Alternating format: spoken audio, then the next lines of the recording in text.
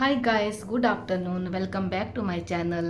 ಇವತ್ತು ನಾನು ನಿಮಗೆ ಬೀನ್ಸ್ ಮತ್ತು ಆಲೂಗಡ್ಡೆ ಹಾಕಿ ಉಪ್ಕರಿ, ನಾನು ಮೊನ್ನೆ ಹೇಳಿದ್ನಲ್ಲ ಸೊಪ್ಪಿನ ಉಪ್ಕರಿ ಅಂತ, ಇದು ಇವತ್ತೂ ಕೂಡ ಉಪ್ಕರಿ ಅಂತೀವಿ ನಮ್ಮ ಕಡೆ.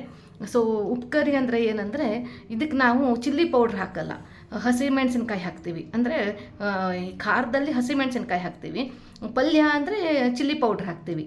ಸೊ ಹಾಗಾಗಿಬಿಟ್ಟು ಉಪ್ಕರಿ ಹಾಗೆ ಮಾಡೋದಂತ ಹೇಳ್ಕೊಡ್ತೀನಿ.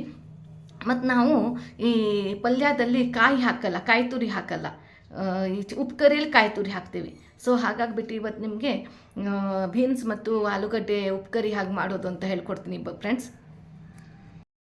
ನೋಡಿ ಫ್ರೆಂಡ್ಸ್, ಪ್ಯಾನ್ ಇಟ್ಟಿದ್ದೀನಿ. ಈಗ ಆಯಿಲ್ ಹಾಕ್ತೀನಿ, ಅದರೊಳಗೆ ಇಷ್ಟು ಸಾಕು.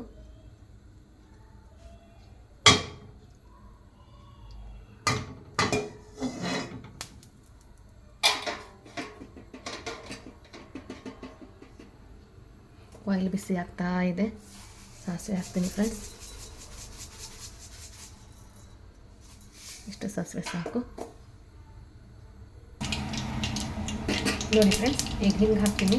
ಸಾಸಿವೆ ಪಟ ಅಂತಿದೆ, ಹಿಂಗೆ ಹಾಕ್ತೀನಿ. ಹಾಗೆಯೇ ಕರಿಬೇವು ಹಾಕ್ತೀನಿ ಫ್ರೆಂಡ್ಸ್. ಹಾಗೆ ನಾನು ಇಲ್ಲಿ ಕಟ್ ಮಾಡಿಟ್ಟಂತಹ ಬೀನ್ಸ್ ಹಾಕ್ತೀನಿ. ನೋಡಿ, ಈ ಥರ ಚಿಕ್ಕದಾಗಿ ಕಟ್ ಮಾಡಿಟ್ಟಿದ್ದೀನಿ ನಾನು, ಎಲ್ಲ ತೊಳೆದು.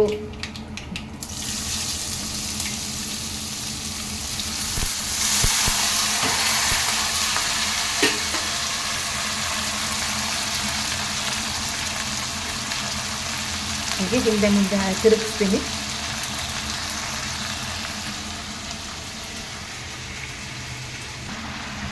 ನೋಡಿ ಫ್ರೆಂಡ್ಸ್, ಆಲೂಗಡ್ಡೆ ಹಾಕಿದ್ದೀನಿ. ಬೀನ್ಸ್ ಮೇಲೆ ಆಲೂಗಡ್ಡೆ ಹಾಕಿದ್ದೀನಿ. ಚೆನ್ನಾಗಿ ಇದನ್ನು ಮಿಕ್ಸ್ ಮಾಡ್ಕೊಳ್ತೀನಿ. ಈಗ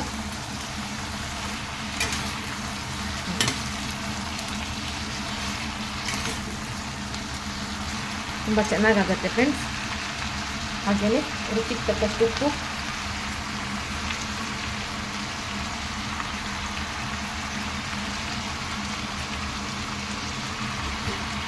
ಹಾಗೆ ನೀರು, ಬೇಯಕ್ಕೆ ನೀರು, ಯಾಕಂದರೆ ಇದು ಉಪ್ಕರಿ. ಸೊ ನಾನು ಹೇಳಿದ ಹಾಗೆ ಇದರಲ್ಲಿ ಹಸಿಮೆಣಸಿನ್ಕಾಯಿ ಹಾಕ್ತೀನಿ, ಚಿಲ್ಲಿ ಪೌಡ್ರ್ ಹಾಕಲ್ಲ. ಆಮೇಲೆ ಕಾಯಿ ತುರಿ ಹಾಕ್ತೀನಿ, ಅದರಿಂದ ಇದು ಉಪ್ಕರಿ. ಇದಕ್ಕೆ ಡಿಫ್ರೆನ್ಸ್ ಏನಂದರೆ, ಪಲ್ಯ ಮತ್ತು ಉಪ್ಕರಿಗೆ ಹಸಿಮೆಣಸಿನ್ಕಾಯಿ ಹಾಕಿದರೆ ಉಪ್ಕರಿ, ಆಮೇಲೆ ಚಿಲ್ಲಿ ಪೌಡ್ರ್ ಹಾಕಿದರೆ ಪಲ್ಯ. ಕಾಯಿ ತುರಿ ಹಾಕಲ್ಲ ಪಲ್ಯಕ್ಕೆ.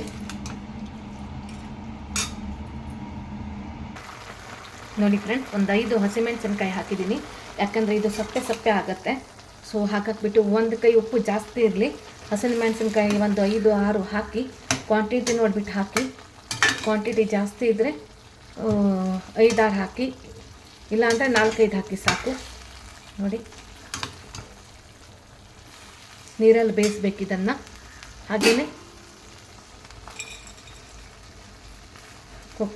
ತೆಂಗಿನ ತುರಿ, ಇದು ದಪ್ಪ ಇರೋದು ಬೇಡ, ತುರಿಯನ್ನು ಹಾಕೋಣ. ನಾನು ಡೀಪರಲ್ಲಿ ಹಾಕಿರ್ತೀನಿ ಒಂದೊಂದ್ಸಲ, ಕಾಯಿಯನ್ನು ಹೊಡೆದ್ರೆ ಇಲ್ಲಾಂದರೆ ಹಾಳಾಗಿಬಿಡತ್ತೆ ಅಂತ ಹೇಳಿಬಿಟ್ಟು ತುರಿದಿಟ್ಬಿಡ್ತೀನಿ, ಡೀಪರಲ್ಲಿ ಇಡ್ತೀನಿ. ಡೀಪರಲ್ಲಿ ಇಟ್ಟರೆ ಇನ್ನು ಸ್ವಲ್ಪ ಜಾಸ್ತಿನೇ ಹಾಕಿ ಕಾಯಿ ತುರಿ ಚೆನ್ನಾಗಿರುತ್ತೆ. ಚೆನ್ನಾಗಿ ಬೇಯಲಿ ಇದು.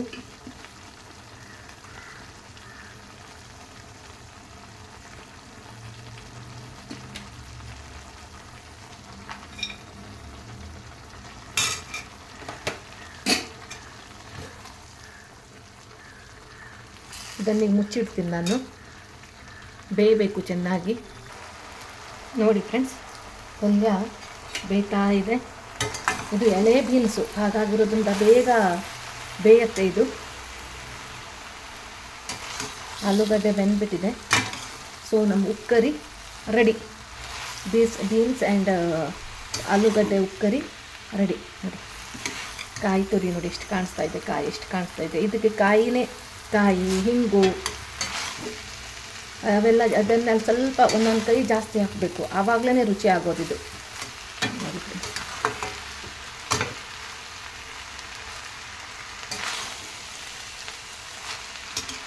ನೋಡಿ, ಬೀನ್ಸ್ ಪೊಟ್ಯಾಟೊ ಉಪ್ಕರಿ ರೆಡಿ.